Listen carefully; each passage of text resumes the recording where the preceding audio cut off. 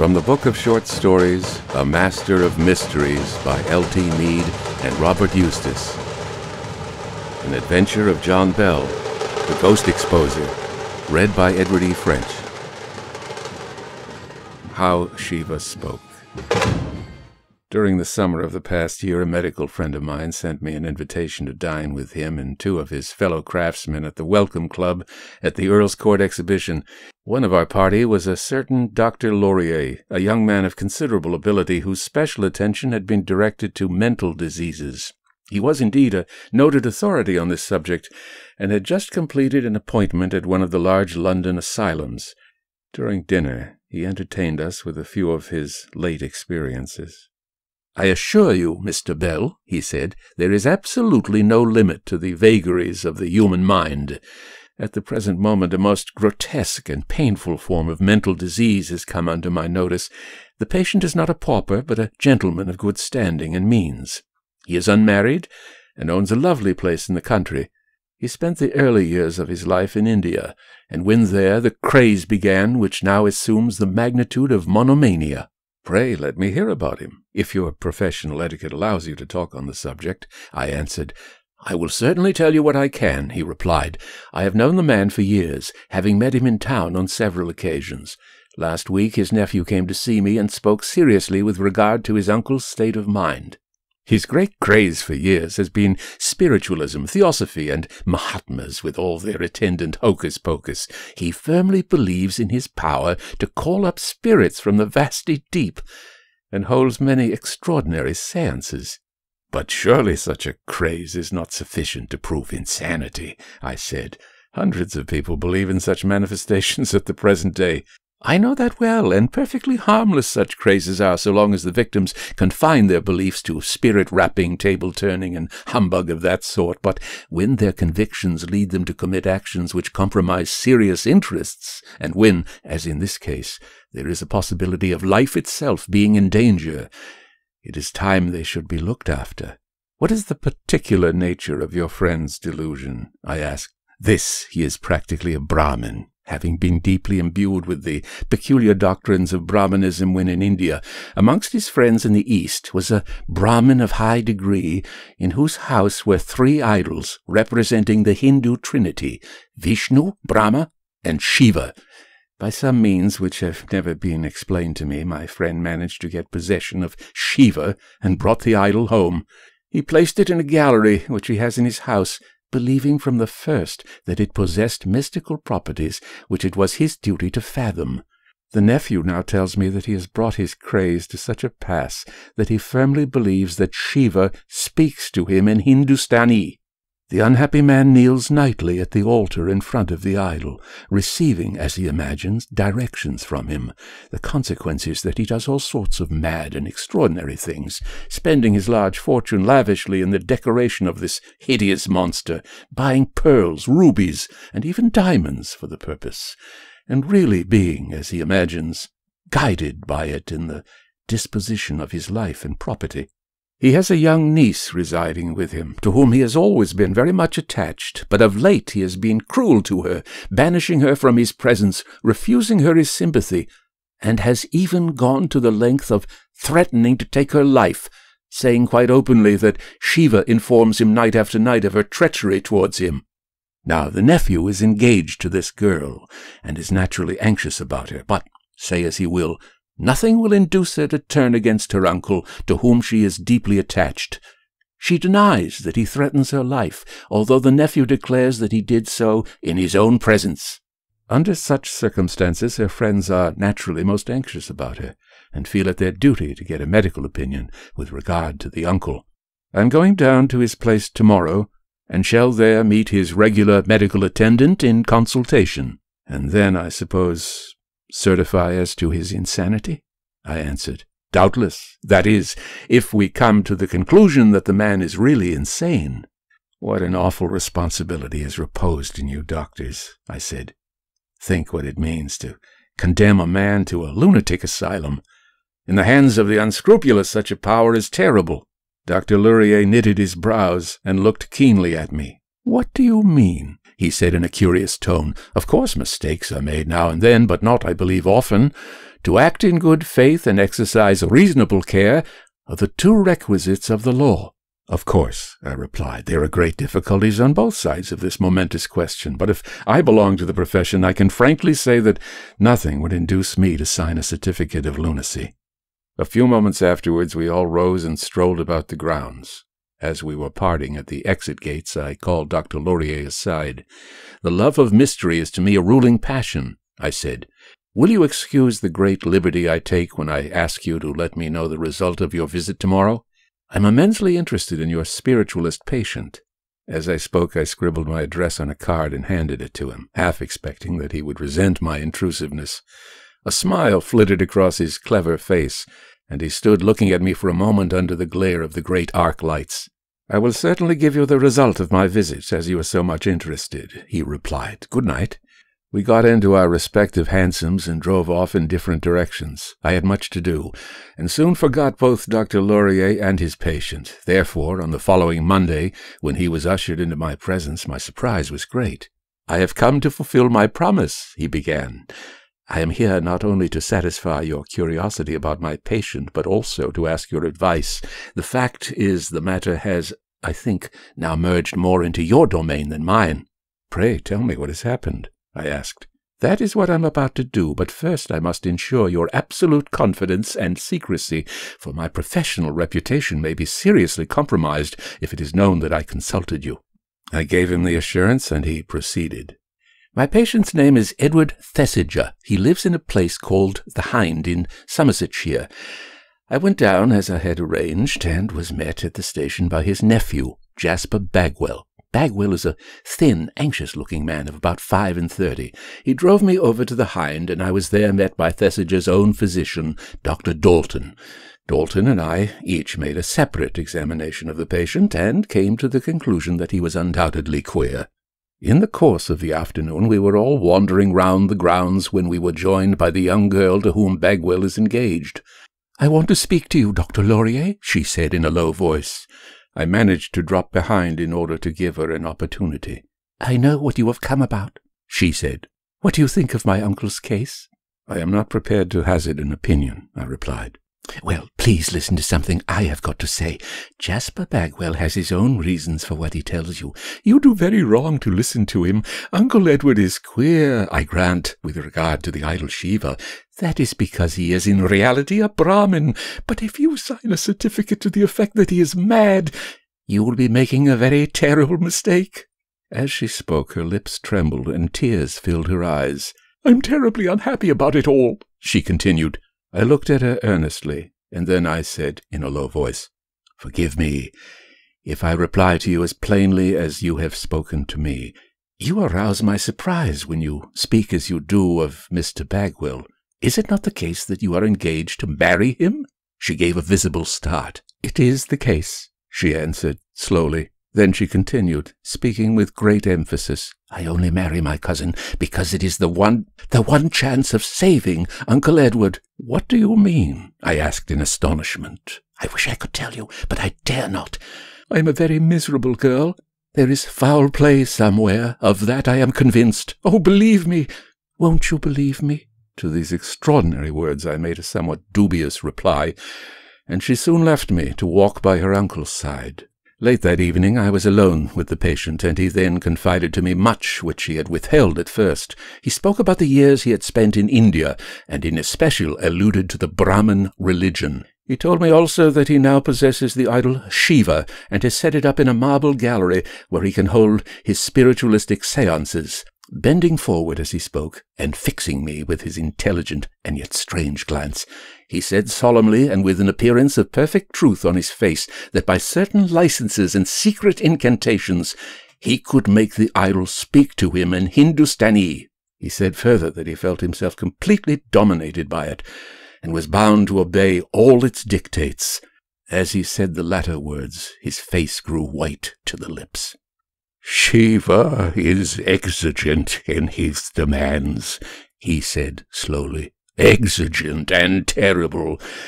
But come, I will take you into the gallery, and you shall see him for yourself." I went gladly. We had to go through a long conservatory which opened out of the dining room. From there we entered an oval-shaped room. Thesiger brought me straight up to the idol. It was placed upon a pedestal.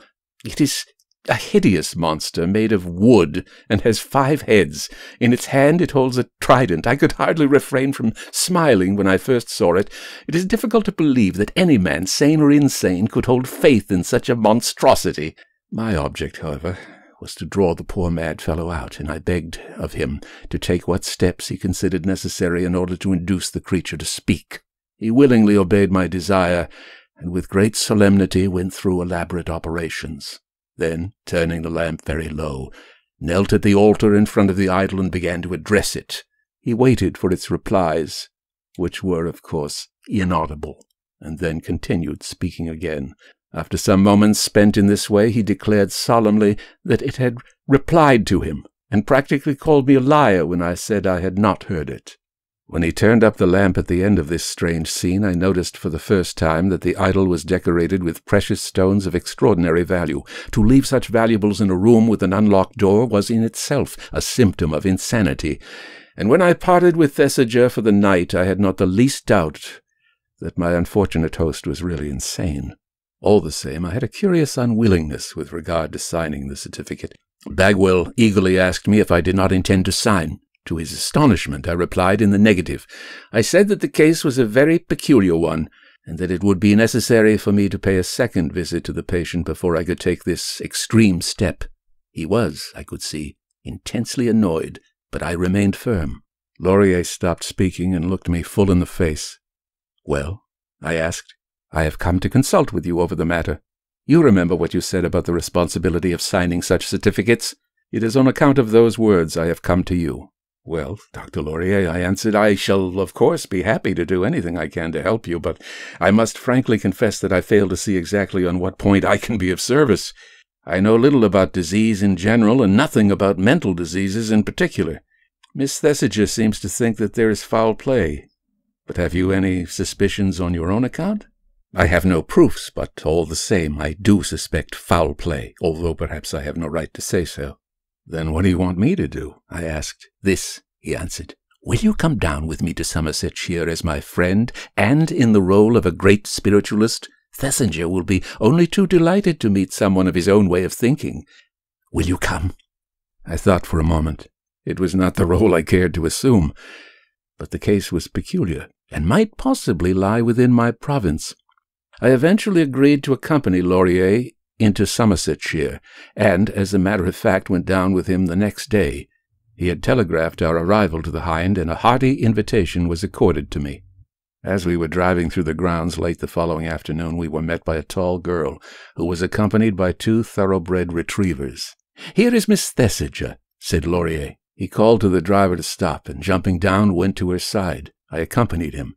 "Miss Thesiger," said Laurier, "let me introduce my friend, Mr. John Bell." She looked me full in the face, then her grey eyes seemed to lighten with momentary pleasure, and she held out her hand. "What have you come back for?" she asked the next moment, turning to Laurier. "To see your uncle." "Are you to meet Dr. Dalton?" Her lips trembled. "I believe so. I assure you, Miss Thesiger, I have come with no sinister design." Laurier smiled as he spoke. "On the contrary, I am here today in order, if possible, to get at the truth. There is no one who can help me better than this gentleman." "Then you do suspect foul play?" she said, her eyes lighting up with sudden hope. "I have reason to do so," he answered. "It exists," she replied. "I know what I am saying. You will not believe me?" As she spoke, she glanced hurriedly behind her. Footsteps were heard rapidly approaching. "There is my cousin," she said. "He follows me like a shadow. Dr. Laurier and Mr. Bell, I must see you both, or one of you, in private. I have something of great importance which you ought to know." Before either of us could answer her, Jasper Bagwell came up. He gave us a polite welcome and glanced keenly at his cousin, who took no notice of him but continued her walk. "Poor girl," he said with a deep sigh as we 3 walked slowly to the house. "Why do you pity her?" I could not help asking. "Because she is nearly as much under a delusion as my uncle himself. The fact is, she is in the utmost danger, and yet refuses absolutely to believe it. The more eccentric my unfortunate uncle grows, the more she clings to him. She scarcely leaves his side, although it is most unsafe for her to be with him. I think it my absolute duty to watch her day and night, and I'm really almost worn out with anxiety. The whole of last night I spent in the corridor which divides her room from Mr. Thesiger's. 3 times in the course of the night I saw the unfortunate madman gliding down this corridor, and but for my timely appearance on the scene, I have not the slightest doubt that he would have entered Helen's room with the most fell design. I see the madness in his eye when he even glances at her. He told me solemnly, not later than yesterday, that Siva had laid it upon him to take her life, as she was opposed heart and soul to the doctrines of Brahmanism, and was a serious obstacle in the way of the great work which my uncle was meant by the idol to undertake. I told Helen exactly what he said, but she goes on as if nothing were wrong. The fact is this, Laurier, if you don't sign that certificate, I must get another doctor who will. Bagwell's communications were certainly alarming, but we had scarcely time to reply to them before we reached the house. When we entered the hall, the frown departed from his face like magic. He assumed a thoroughly pleasant manner, and conducted us quickly into the presence of the owner of the house. Edward Thesiger was a handsome old man, tall and dignified in appearance. He possessed a particularly lofty and intelligent cast of face, aquiline features, and silver hair which flowed down over his shoulders. His face was clean-shaven, which allowed the handsome curves of his mobile mouth to be plainly seen. His conversation betokened the man of learning. His words were well chosen. His manner was extremely calm and quiet. At a first glance, no one could look more thoroughly sane. During dinner that night I happened to be seated opposite Miss Thesiger. She was very silent and seemed terribly depressed. I noticed that she often glanced at her uncle, and further observed that he carefully avoided meeting her eyes. When she came into the room he manifested distinct uneasiness, and when she retired to the drawing-room after dinner, a look of relief filled his fine face. He drew up his chair near mine and began to talk. "I am glad you were able to come," he said. "It is not often one has the privilege of meeting a thoroughly kindred spirit. Now, tell me, have you carefully studied Brahmanism?" "I have done so cursorily," I replied, "and have had from time to time curious dealings with the supernatural." I then added abruptly, "I am much interested to hear from Laurier that you, Mr. Thesiger, possess the idol Siva in this house." "Hush!" he said, starting and turning very pale. "Do not say the name in such a loud and reckless tone." As he spoke he bent towards me, and his voice dropped. "Mr. Bell, I have extraordinary confidences, which I can make to you by and by." "I shall be happy to hear them," I answered. "Have you had wine enough? Shall we go into the gallery now?" I rose immediately. My host led me into a conservatory, and from there straight into a marble gallery. It was a curious-looking place, being a large oval chamber 40 feet long. The walls were faced with marble, and a dado painted in Egyptian style ran round the room. Halfway between the middle of the room and the end stood a fountain of curious design. It consisted of the bronze figure of a swan with wings outspread. From its bill the water issued and fell into a circular basin. Facing this fountain, 20 feet away, stood the idol. I went up and examined it with intense interest. The pedestal on which it rested was about 3 feet high. The idol itself was the same height, so that its 5 heads were almost on a level with my face. Round the neck and decorating each of the heads were jewels of extraordinary magnificence. The hand which held the trident was loaded with diamond rings. It is almost impossible to describe the sinister effect of this grotesque and horrible monster, and when I saw Mr. Thesiger gazing at it with a peculiar expression of reverence, not unmixed with fear, I felt certain that Bagwell was right, and that the man was dangerously insane. As I was thinking these thoughts, my host groaned quite audibly, and then looked steadily at me. "I am living through a very terrible time," he said in a low voice. "I am the victim of a strange and awful power." Here his voice dropped to an intense whisper. "Years ago, when I became a Brahmin," he continued, "voluntarily giving up the faith in which I was born, I little knew to what such a step would lead. I stole Siva from the house of my Indian friend and brought the idol home. From the first it began to exercise a marvelous power over me. I had made a large fortune in India, and when I came to England, bought this place, and finding this curious gallery already in existence, had it lined with marble, and set up Siva in its midst.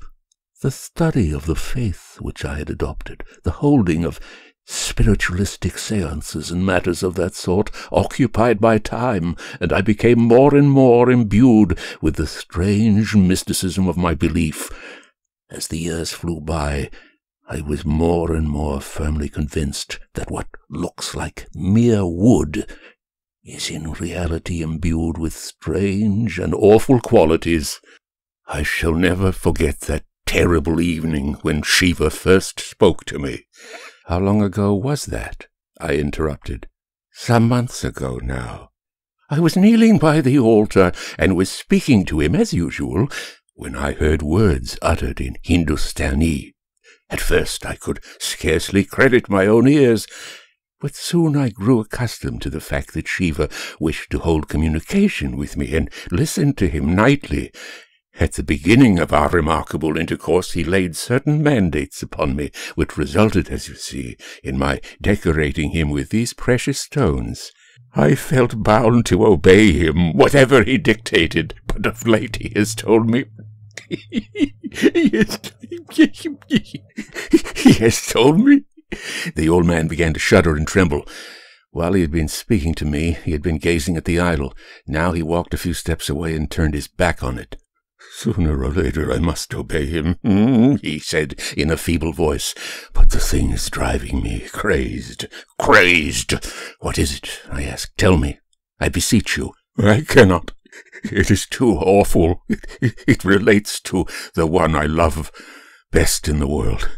The sacrifice is too horrible, and yet I am drawn to it. I am drawn to the performing of an awful deed by a terrific power. Ask me no more, Mr. Bell. I see by your face that I have your pity." "You have, truly," I answered. I had scarcely said the last words before the door of the gallery was opened, and Miss Thesiger, Bagwell, and Laurier appeared.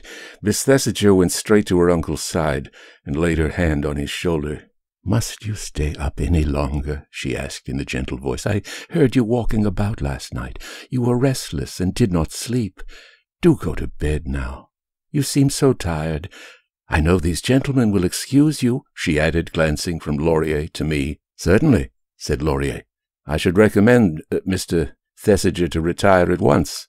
He looks quite worn out." "I shall go presently, said Thesiger in a somewhat curt voice. "Leave us, Helen. There's a good child. Go, my dear." "Go, Helen. Don't irritate him," I heard Bagwell say. She gave a quick, despairing glance from one man to the other, then, turning, left the room. "And now, Mr. Thesiger," I said, "will you not grant me the favor of a séance?" Mr. Thesiger remained gravely silent for a moment. Then he said, "By virtue of your power as a medium, you may be able to hear the voice and so convince Dr. Laurier of its reality." He then proceeded to go through some elaborate operations, and finally, kneeling at the altar, began to speak Hindustani. It was about the strangest scene I had ever witnessed, and though I stood almost at his elbow, I could hear no sound whatever but his own voice. "Siva will not speak tonight," he said, rising. "There must be someone here whose influence is adverse. I cannot hear him. It is strange." He looked puzzled and more relieved than otherwise. "Will you go to bed now, sir?" said Bagwell. "You look very tired." "I am," he replied. "I will leave my friends with you, Jasper. You will see that they have all they want." He bade Laurier and me a courteous good night, nodded to his nephew, and left the room. "This is the most extraordinary phase of mental delusion I have ever heard of," I said. "If you will permit me, Mr. Bagwell, I will examine this idol more particularly." "You can do so if you please," he said, but he did not speak in a cordial tone. "Examine it to your heart's content," he continued a moment later. "Only pray don't disarrange it. He seems to know by instinct if it is touched. It is sickening.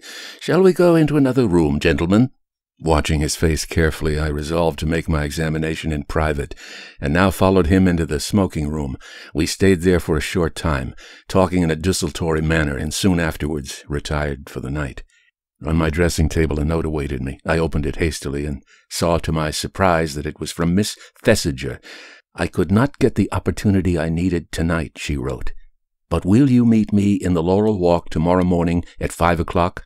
I tore up the letter after reading it, and soon afterwards got into bed. I must confess that I slept badly that night. I felt worried and anxious. There was not the least doubt that Thesiger was mad. It was all too apparent that his madness was daily and hourly assuming a more and more dangerous form. The affectionate girl who clung to him ought undoubtedly to be removed from his neighborhood. At the hour named by Miss Thesiger, I rose, dressed, and stole downstairs through the silent house. I found her, as she had indicated, in the Laurel Walk. "How good of you to come," she said, "but we must not talk here. It would not be safe." What do you mean?" I answered. "No one can possibly watch us at this hour." "Jasper may be about," she said. "As far as I can tell, he seems never to sleep. I believe he paces outside my room the greater part of the night." "You can scarcely blame him for that," I said. "He does it in order to ensure your safety." She gave me an impatient glance. "I see he has been talking to you," she replied, "but now it is necessary for you to hear my side of the story.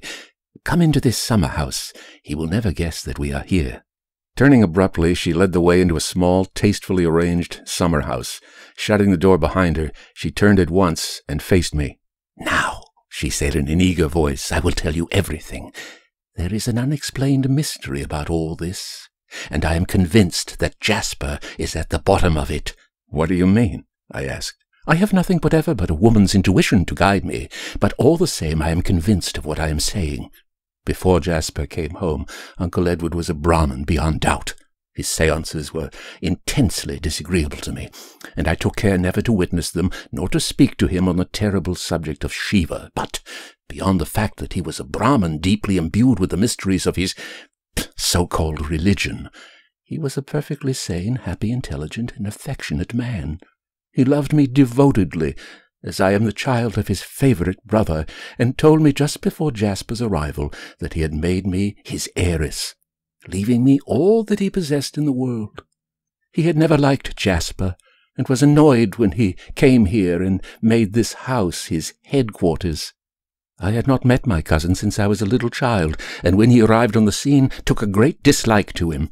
He began at once to pay me hateful attentions, and to question me eagerly with regard to Uncle Edward and his ways. By a curious coincidence, he had known this house before he went to India, having stayed here as a boy. He showed particular interest in the Oval Gallery, and encouraged Uncle Edward to talk of Siva, although he saw that the subject excited him considerably. Jasper had been about a fortnight in the house when my poor uncle made, as he considered, the astounding discovery that Siva could speak to him. I shall never forget the first day when he told me of this, the sparkle in his eyes, the tremble of his hands, the nervous energy which seemed to animate him. From that hour, day by day, came the gradual diminution of strength both of mind and body, the loss of appetite, the feverish touch. All these things puzzled and distressed me, but I could not bear to confide my fears to Jasper. These things went on for over a month, and Uncle Edward certainly deteriorated in every way. He spent the greater part of both day and night in the gallery, begging me to come with him, imploring me to listen for the voice. During that month he spent a large fortune in precious stones for Siva, showing them to me first before he decorated the hideous thing with them. I felt wild with misery, and all the time Jasper was here, watching and watching. At the end of the first month there came a distinct change. Uncle Edward, who had been devoted to me up to then, began to show a new attitude. He now began to dislike to have me in his presence, often asking me as a special favor to leave the room. One day he said to me, "Do you keep your door locked at night?" I laughed when he spoke. "Certainly not," I answered. "I wish you would do so," he said very earnestly. "Will you, as a personal favor to me?" Jasper was in the room when he spoke. I saw a queer light flashing through his eyes, and then he bent over his book as if he had not heard. "As a special favor to me, "Keep your door locked, Helen," said Uncle Edward. I made him a soothing answer and pretended to assent. Of course, I never locked my door. Then Jasper began to talk to me. He said that Uncle Edward was not only mad, but that his mania was assuming a terrible form and against me. He said that my life was in danger. He thought to frighten me. Little he knew.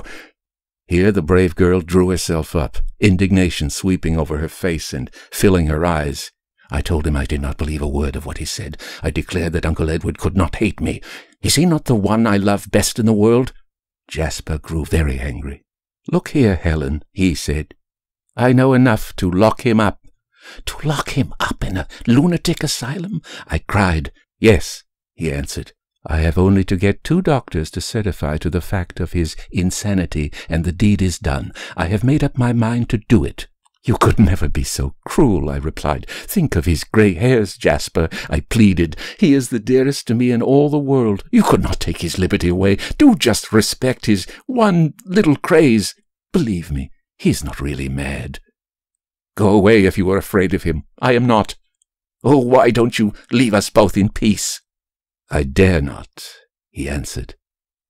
"I love you, and am determined you shall marry me. Engage yourself to me at once, and I will do nothing to take away Uncle Edward's liberty for at least a month." I struggled against this horrible wish of my cousin's, but in the end I yielded to it. I became engaged to him secretly, for he did not wish Uncle Edward to know. I knew, of course, why he wished to marry me. He had heard that I am some day to inherit my uncle's wealth. Jasper himself is a very poor man. "Now, Mr. Bell, you know everything. Things get worse and worse, and at times I am almost inclined to believe that my life is in some danger. A fiend has taken possession of the uncle whose heart was so warm and loving. It is fearful. I do not believe a bitterer trial could be given to any girl. It is too awful to feel that the one she loves best in all the world has changed his feelings towards her. It is not so much the sacrifice of my poor life I mind as the feeling that things are so bitterly altered with him. Jasper put an alternative to me last night. Either I am to marry him within a week, or I am to use my influence to induce Dr. Laurier to sign the certificate. If I accept neither proposal, he will get down 2 other doctors from London for the purpose." "What have you decided to do?" I asked. "I will marry Jasper. Yes, within a week I shall be his wife, unless something happens to show us what is the meaning of this fearful mystery, for I cannot, never can I deprive Uncle Edward of his liberty." "I am glad you have confided in me," I said after a pause. "I will do my utmost for you. When did you say that your uncle first heard the idol speak?" 2 or 3 months ago now. Soon after Jasper came home. Mr. Bell, is there any chance of your being able to help me? "I will promise to do my utmost, but just at present I can see no special light. By the way, would it not be well for you to leave the Hind for a short time?" "No, I am not afraid. I can take care of myself. It is not my dear uncle whom I fear. It is Jasper." Soon afterwards she left me, and as it was still quite early and the servants were not yet even up, I considered that an excellent opportunity had occurred for examining the idol.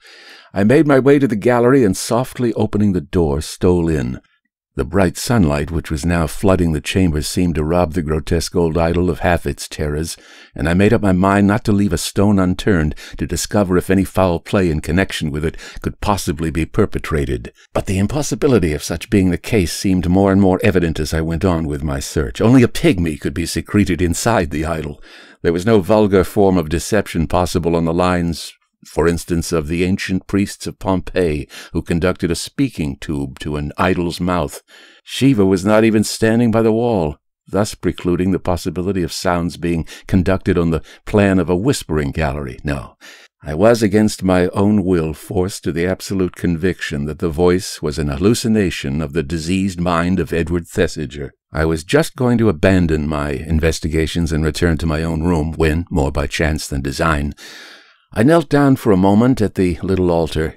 As I was about to rise, I noticed something rather odd. I listened attentively.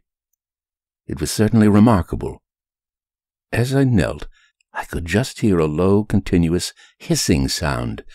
Directly I moved away, it ceased. As I tried it several times with the same invariable result, I became seriously puzzled to account for it. What devilry could be at work to produce this? Was it possible that someone was playing a trick on me? And if so, by what means? I glanced rapidly round, and as I did so a mad thought struck me. I hurried across to the fountain and put my ear close to the swan's mouth, from which a tiny jet of water was issuing. The low, scarcely audible noise that the water made as it flowed out through the swan's bill was exactly the same sound I had heard nearly 20 feet away at the altar. The enormity of the situation stunned me for a moment. Then, gradually, piece by piece, the plot revealed itself. The shape of the gallery was a true oval, a geometrical ellipse, the extraordinary acoustic properties of which I knew well. This peculiarly shaped gallery contained 2 foci, one towards each end, and the nature of the curve of the walls was such that sound issuing from either focus was directed by reflection at various points to the other focus, and to the other focus alone. Even across an enormous distance between, such would be the case. The swan's mouth was evidently at one focus. The position of a man's head as he knelt at the altar would be without the slightest doubt at the other. Could the pipe be used as a speaking tube when the water was turned off? I felt so excited by this extraordinary discovery that it was only with an effort that I maintained my self-control. I knew that the presence of mind was absolutely necessary in order to expose this horrible scheme. I left the gallery and passed through the conservatory. Here I found the gardener arranging some pots. I chatted to him for a few moments. He looked surprised at seeing me up at such an unusual hour. "Can you tell me how the fountain in the gallery is turned on and off?" I asked. "Yes, I can, sir," he replied. "The pipe runs along outside this stand, and here's the tap." I went across and looked at it. In the leaden pipe that was fastened to the wall were 2 nuts, which could be turned by a small spanner, and between them was a brass cap, which fitted onto a circular outlet from the pipe. "What is this used for?" I asked, pointing to the little outlet which was closed by the cap. "We screw the hose on there, sir, to water the flowers." "I see," I answered. "So when you use the hose, you shut off the water from the fountain in the gallery?" "That's it, sir, and a wonderful deal of trouble it saves. Why it was never done before, I can't think." "When was it done, then?" I asked. My heart was beating fast. "It was Mr. Bagwell's thought, sir. He had it fixed on soon after he came. He wanted to have plenty of water handy in order to water the plants he brought back from India. But, Lord, sir, they'll never live through the winter, even under glass." I waited to hear no more. The whole infernal plot was laid bare. The second tap, which shut off the water, both from the fountain and the hose-pipe, was, of course, quite useless, except for Bagwell's evil purpose. I hurried straight up to Laurier's room. He was just preparing to rise. His astonishment when I told him of my discovery was beyond words. Then, by shutting off the water and applying his mouth to the place where the hose is fixed on, he could convey his voice to the swan's mouth like an ordinary speaking tube, which, owing to the peculiar construction of the gallery, would be carried across to the other focus at the altar? He said. "Exactly," I replied. "And now, Dr. Laurier, you must please allow me to regulate our future plans. They're simply these. You must tell Bagwell that you absolutely refuse to sign the certificate, unless Thesiger declares that he hears the voice again in your presence, and arrange that the séance takes place at 9 o'clock tonight. I, in the meantime, shall ostensibly take my departure, and so leave the ground clear for Bagwell. He is evidently rather afraid of me. My going will throw him completely off his guard. But I shall in reality only leave the train at the next station and return here after dark. You will have to see that the conservatory door leading onto the terrace is left unlocked. I shall steal in, and, hiding myself in the conservatory, shall await Bagwell. You, in the meantime, will be in the gallery with Thesiger. When you hear me call out, come at once. Our only hope is to take that wretch red-handed." To this hastily constructed scheme Laurier instantly agreed, and at 4 o'clock that afternoon I took my leave, Miss Thesiger, looking white and miserable, standing on the steps to see me off. Bagwell drove me himself to the station, and bade me good-bye with a heartiness which was at least sincere. I was back again at the Hind at 8:30 that evening. Laurier had left the conservatory door unlocked, and slipping in, it being now quite dark, I hid myself behind some large flowering shrubs and waited. Presently I heard the door of the conservatory open, and in stole Bagwell. I saw him approach the pipe, turn the spanner which shut off the water from the fountain and also from the hose-pipe, and then proceed to unscrew the brass cap. I waited till I saw him place his mouth to the opening and begin to speak, and then I dashed out upon him and called loudly for Laurier. Bagwell's surprise and terror at my unexpected attack absolutely bereft him of speech, and he stood gazing at me with a mixed expression of fury and fear. The next minute Laurier and Thesiger both burst in from the gallery. I still retained my hold of Bagwell. The moment I saw the sign, I went up to him, and in a few words explained the whole fraud. But it was not until I had demonstrated the trick in the oval gallery that he became convinced. Then the relief on his face was marvelous. "You leave my house at once," he said to Bagwell. "Go, sir, if you do not wish to be in the hands of the police." "Where is Helen? Where is my child?" He had scarcely said the words, and Bagwell was just slinking off with a white face like a whipped cur towards the door, when Helen appeared upon the scene. "What is it?" she cried. "Is anything the matter?" The old man strode up to her. He took her in his arms. "It is all right, Helen," he said. "All right. I can never explain, but take my word. It is all right. I was a fool and worse. Nay, I was mad. But I am sane now. Mr. Bell, I can never express my obligations to you. But now will you do one thing more?" "What is that?"